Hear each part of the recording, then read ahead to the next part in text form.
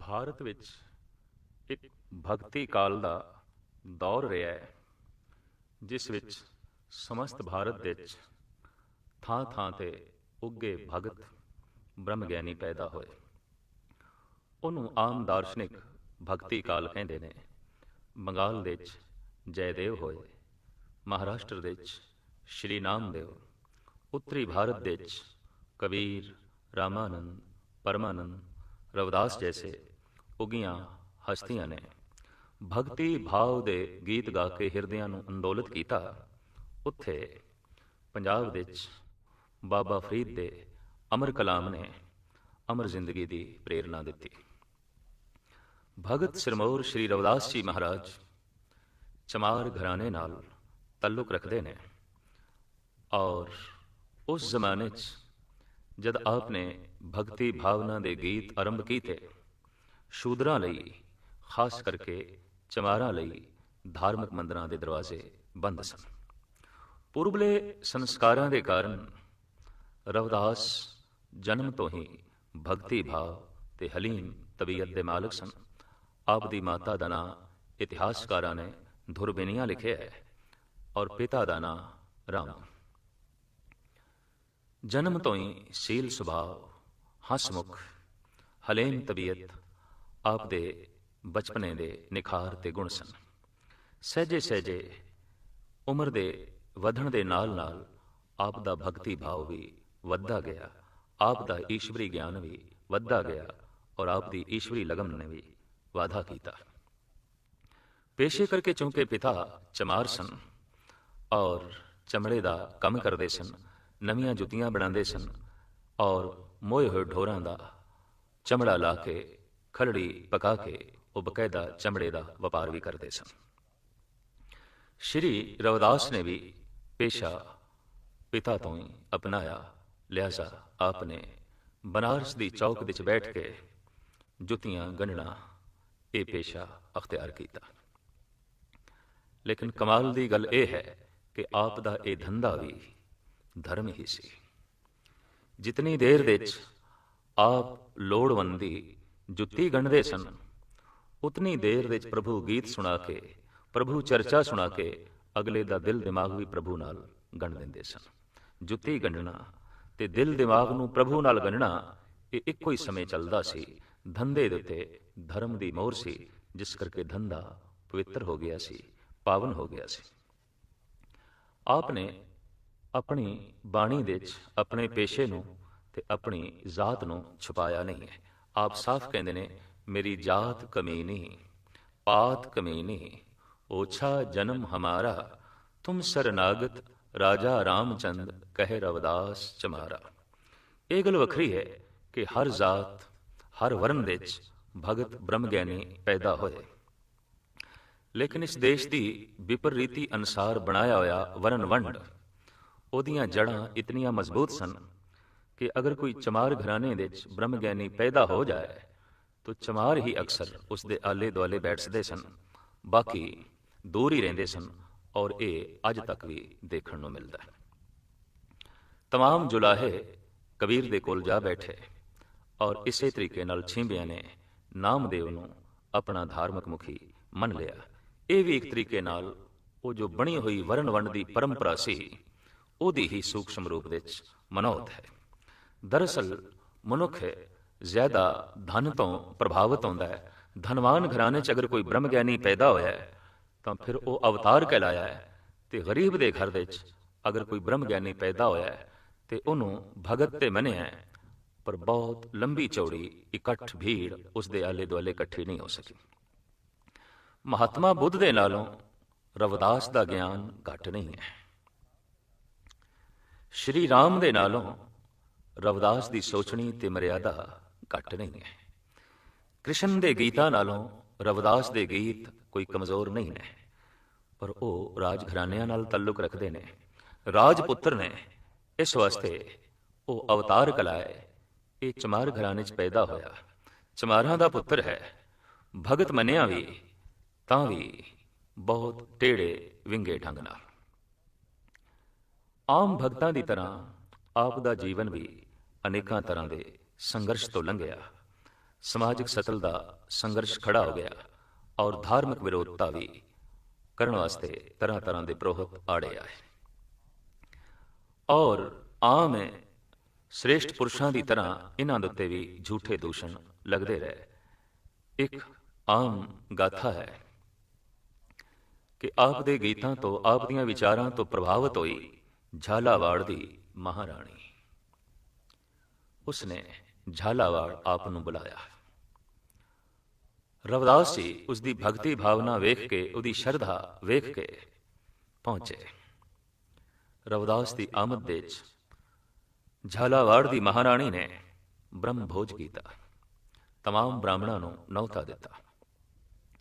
ਤਮਾਮ ਬ੍ਰਾਹਮਣ ਪੁੱਜੇ, ਲੇਕਿਨ ਜਦ ਬ੍ਰਾਹਮਣਾਂ ਨੂੰ ਪਤਾ ਚੱਲਿਆ ਕਿ ਜਿਸ ਨੂੰ ਬੁਲਾਇਆ ਗਿਆ ਤੇ ਜਿਸ ਦੇ ਗੀਤ ਤੇ ਵਿਚਾਰਾਂ ਤੋਂ ਪ੍ਰੇਰਿਤ ਹੋ ਕੇ ਇਹ ਸਾਰਾ ਸਮਾਰੋਹ ਰਚਿਆ ਗਿਆ, ਉਹ ਤੇ ਇੱਕ ਚਮਾਰ ਹੈ, ਉਹ ਤੇ ਸ਼ੂਦਰ ਹੈ, तो विरोधता ते खड़े हो गए और कहने लगे, जितने तक इस चमार चों, इस चमार नूं महल चों कढ़िया नहीं जाता, असी भोजन नहीं छकांगे, असी दक्षिणा नहीं लवांगे। महाराणी दुबदा च पै गई। जे भगत नूं रखदी है ते ब्राह्मण रुस के जांदे ने, ते जे ब्राह्मणां नूं रखदी है तां फिर भगत दा सत्कार नहीं रहिंदा, भगत दा सन्मान नहीं रहिंदा। इस तरह की दुबदा विच पई होई महाराणी नूं वेख के रविदास ने कह दिता, अच्छा मैं इस ब्रह्म भोज की पंक्ति दे च नहीं बैठता। आप एक पासे हो गए। लेकिन जद ब्राह्मण भोजन छकन लगे पंगत दे च बैठ के, ते की देखते ने एक एक ब्राह्मण दे नाल रविदास बैठा है। ये कला वेख के सारे ब्राह्मण रविदास दे पैरी आके पे।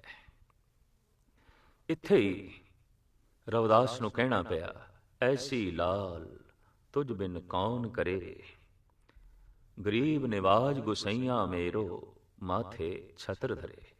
हे प्रभु, मैं ते एक नीच सी अछूत सी, जां की छोत जगत को लागे तां पर तू ही धरे।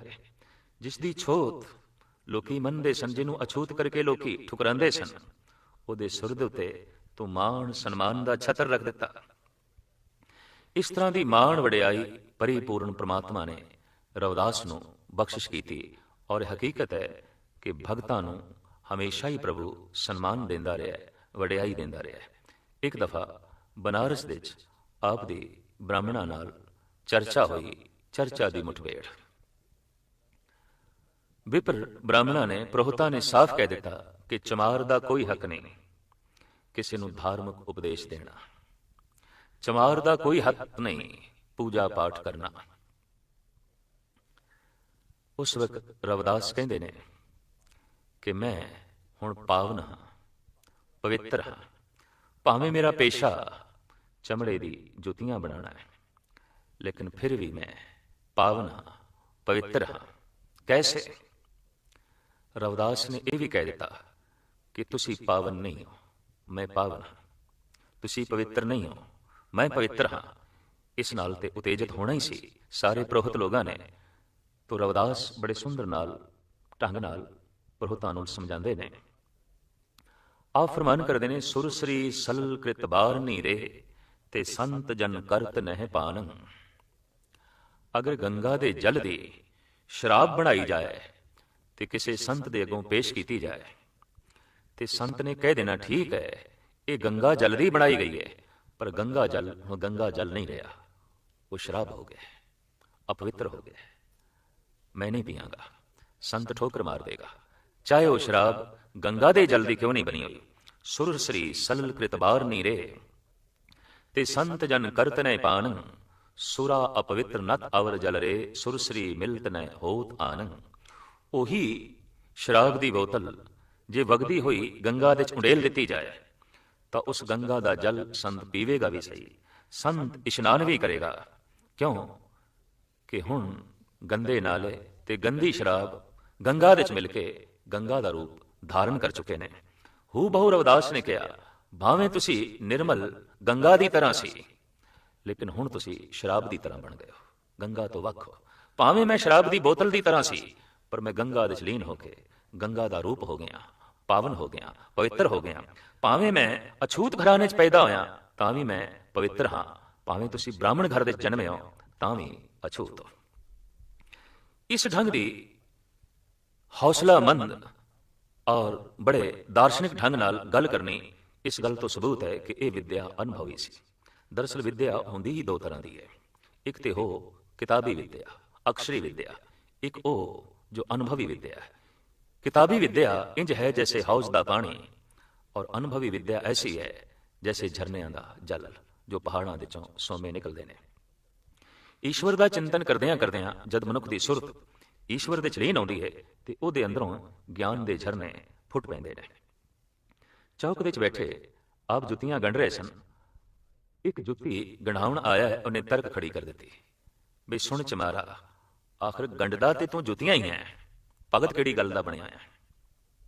ਉੱਥੇ ਰਵਿਦਾਸ ਕਹਿੰਦੇ ਨੇ, ਚਮਰ ਠਾ ਗਾਂਠ ਨਾ ਜਾਣਾ ਹੀ, ਮੈਂ ਜੁੱਤੀ ਗੰਢਣਾ ਜਾਣਦਾ ਹੀ ਨਹੀਂ।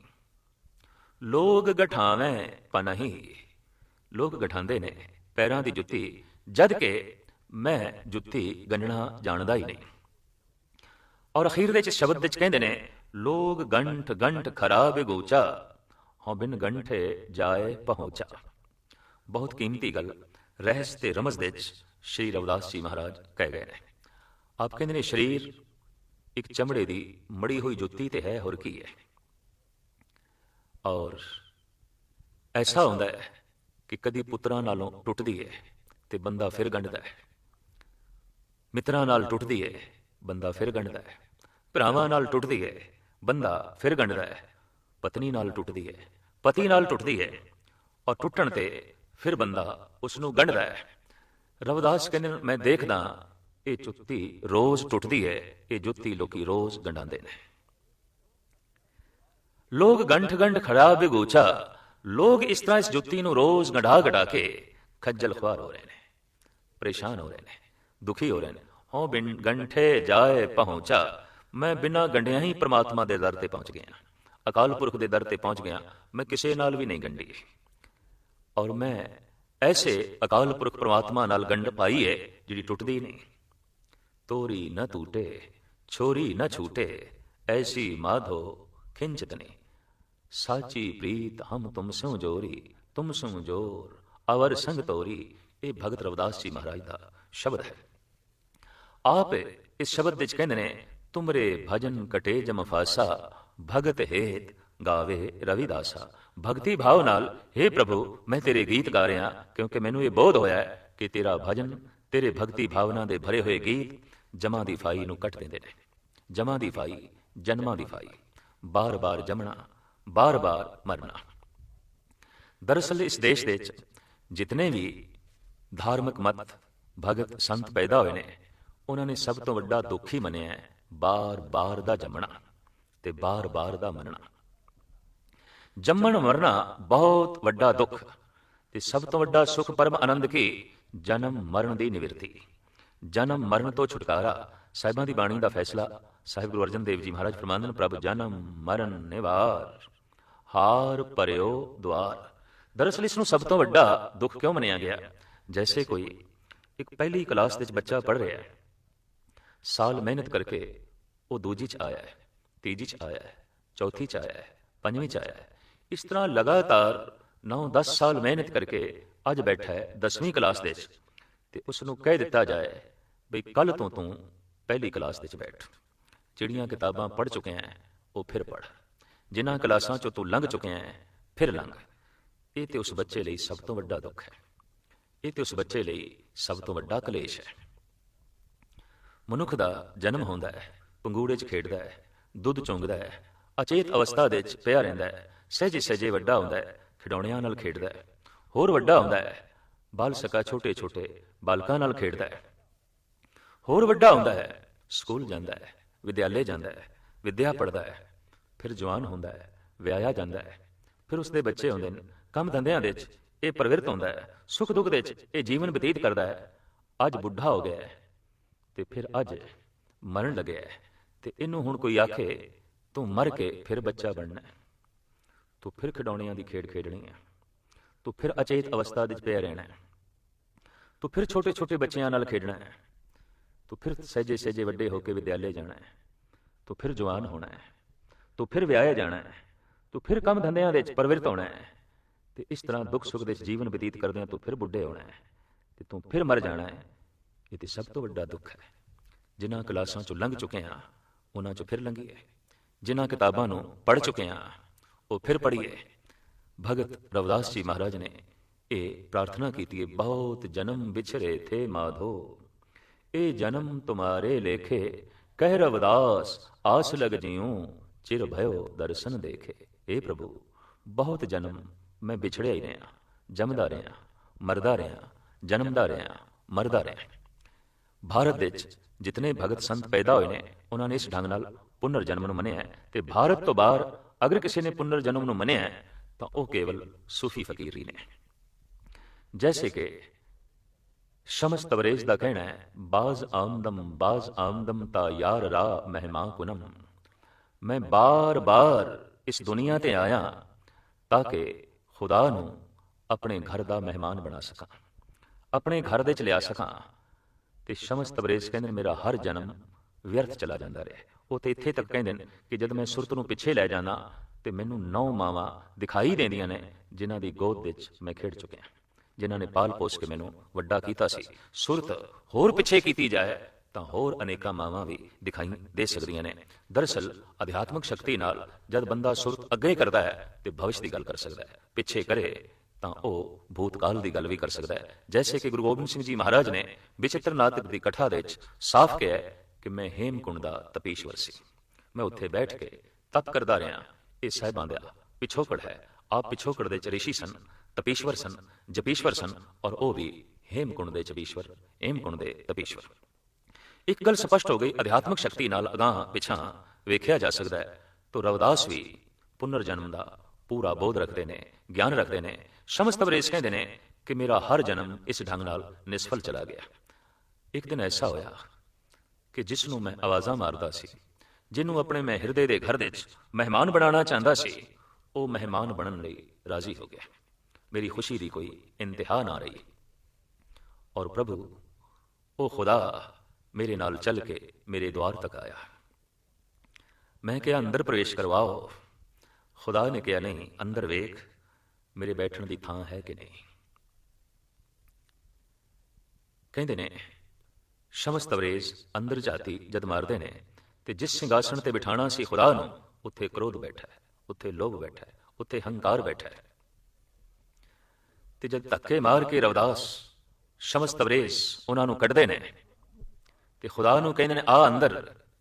ਇਤਨੀ ਦੇਰ ਵਿੱਚ ਹੁੰਦਾ ਕਿ ਉਹ ਕੱਢੇ ਹੋਏ ਫਿਰ ਅੰਦਰ ਆ ਜਾਂਦੇ ਨੇ ਔਰ ਉਹ ਸਿੰਘਾਸਣ ਤੇ ਬੈਠ ਜਾਂਦੇ ਨੇ। ਇਸ ਝਗੜੇ ਦੇ ਵਿੱਚ ਸ਼ਮਸ ਤਬਰੇਜ਼ ਕਹਿੰਦੇ ਨੇ ਮੇਰੀ ਜ਼ਿੰਦਗੀ ਵਿਅਰਥ ਚਲੀ ਗਈ। ਹਕੀਕਤ ਹੈ, ਕਹਿਤ ਕਬੀਰੇ ਪੰਚ ਕੋ ਝਗਰੋ, ਝਗਰਤ ਜਨਮ ਗਵਾਇਆ, ਝੂਠੀ ਮਾਇਆ ਸਭ ਜਗ ਬਾਂਧਿਆ, ਮੈਂ ਰਾਮ ਰਮਤ ਸੁਖ ਪਾਇਆ। ਤੋ ਰਵਿਦਾਸ ਕਹਿੰਦੇ ਨੇ, ਹੇ ਪ੍ਰਭੂ, ਮੈਂ ਬਹੁਤ ਜਨਮਾਂ ਤੋਂ ਵਿਛੜਿਆ ਰਿਹਾ, ਅਦ ਕੀ ਬਖਸ਼ਿਸ਼ ਕਰ, ਅਦ ਕੀ ਰਹਿਮਤ ਕਰ, ਤੂੰ ਮੇਰੇ ਹਿਰਦੇ ਵਿੱਚ ਆਣ ਕੇ ਵਸ ਤਾਂ ਕਿ ਜਨਮ ਮਰਨ ਤੋਂ ਛੁਟਕਾਰਾ ਹੋਵੇ। ਨਿਰਮਾਣਤਾ ਆਪ ਦੀ ਇਤਨੀ ਜ਼ਿਆਦਾ ਹੈ ਕਿ ਜਦ ਆਪ ਦੇ ਭਗਤੀ ਭਾਵ ਦਾ ਚਾਰੋਂ ਪਾਸੇ ਪ੍ਰਭਾਵ ਪਿਆ, ਆਪ ਦੇ ਗੁਣਾਂ ਦੀ ਮਹਿਕ ਜਦ ਚਾਰੋਂ ਪਾਸੇ ਫੈਲੀ ਤੇ ਕੁਦਰਤੀ ਸੀ ਇਸ ਤੋਂ ਨਾ ਚਾਹੁੰਦੇ ਹੋਇਆਂ ਵੀ ਲੋਕਾਂ ਨੇ, ਪ੍ਰੋਹਤ ਲੋਕਾਂ ਨੇ ਵੀ ਮੁਅੱਤਰ ਹੋਣਾ ਸੀ। ਤੋ ਬਨਾਰਸ ਦਾ ਜੋ ਮੁਖੀ ਪ੍ਰੋਹਤ ਸੀ, ਇੱਕ ਦਿਨ ਗੁਣਾਂ ਤੋਂ ਪ੍ਰਭਾਵਿਤ ਹੋ ਕੇ, ਭਗਤੀ ਭਾਵ ਤੋਂ ਪ੍ਰਭਾਵਿਤ ਹੋ ਕੇ ਆਪ ਦੇ ਕਦਮਾਂ ਤੇ ਆ ਕੇ ਡਿੱਗਿਆ। ਰਵਿਦਾਸ ਦੇ ਉੱਤੇ ਇੱਕਦਮ ਬਿਸਮਾਦ ਤਾਰੀ ਹੋ ਗਿਆ ਕਿ ਮੁਖੀ ਪ੍ਰੋਹਤ, ਬਨਾਰਸ ਦੀ ਸਿਰਮੌਰ ਹਸਤੀ, ਉਹਦਾ ਮਸਤਕ ਮੇਰੇ ਕਦਮਾਂ ਤੇ। ਤੋ ਨਿਰਮਾਣਤਾ ਦੀ ਹੱਦ ਹੈ ਰਵਿਦਾਸ ਦੀ। ਆਪ ਕਹਿੰਦੇ ਨੇ ਮੇਰੀ ਜਾਤ ਕੁਡਵਾਂਡਲਾ ਢੋਰ ਢੁਵੰਤਾ, ਅਜਹੂੰ ਬਨਾਰਸੀ ਆਸ ਪਾਸਾ। ਮੈਂ ਤੇ ਇੱਕ ਚਮਾਰ ਦਾ ਪੁੱਤਰ ਹਾਂ।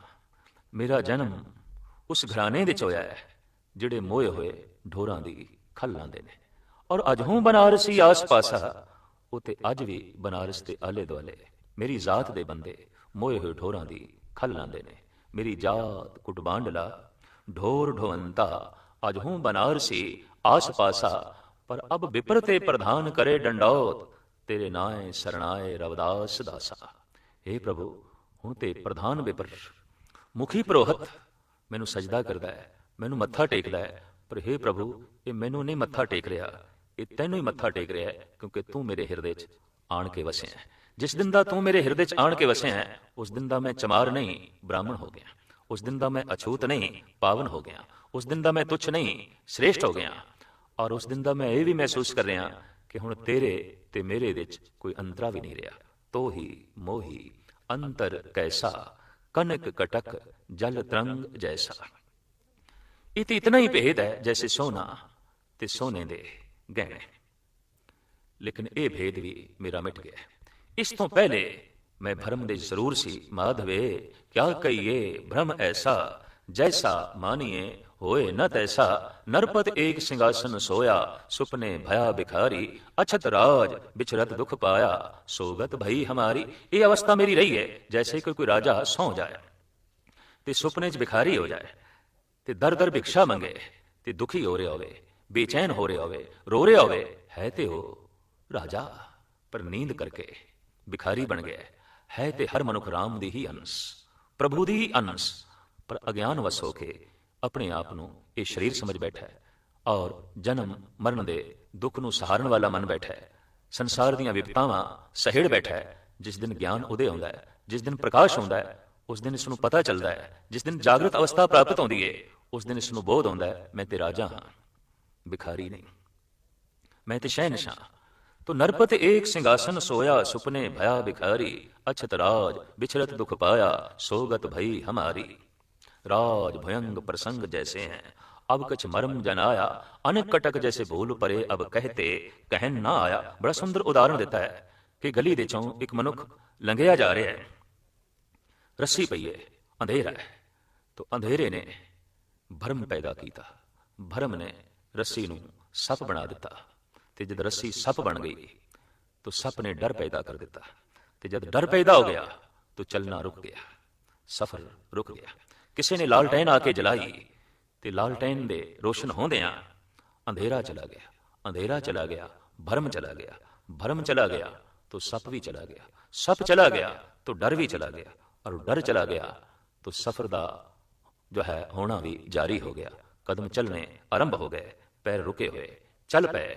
ਸ਼੍ਰੀ ਰਵਿਦਾਸ ਜੀ ਮਹਾਰਾਜ ਕਹਿੰਦੇ ਨੇ, ਇਸ ਤਰ੍ਹਾਂ ਭਰਮ ਵਿੱਚ ਮੈਂ ਰਿਹਾ, ਪਰ ਹੁਣ ਇਹ ਭਰਮ ਦੀ ਨਿਵਰਤੀ ਹੋ ਗਈ ਹੈ। ਹੁਣ ਤੇ हे ਪ੍ਰਭੂ, ਤੋਹੀ ਮੋਹੀ ਅੰਤਰ ਕੈਸਾ, ਕਨਕ ਕਟਕ ਜਲ ਤਰੰਗ ਜੈਸਾ। ਹੁਣ ਤੇ ਮੈਂ ਤੇਰਾ ਰੂਪ ਹੋ ਗਿਆ। ਤੂੰ ਮੇਰੇ ਅੰਦਰ ਕੀ ਬੈਠਾ ਹੈ ਕਿ ਮੈਂ ਤੇਰਾ ਹੀ ਰੂਪ ਹੋ ਗਿਆ। ਭਾਵੇਂ ਮੈਂ ਅਛੂਤ ਸੀ, ਪਰ ਹੁਣ ਮੈਂ ਪਾਵਨ ਹੋ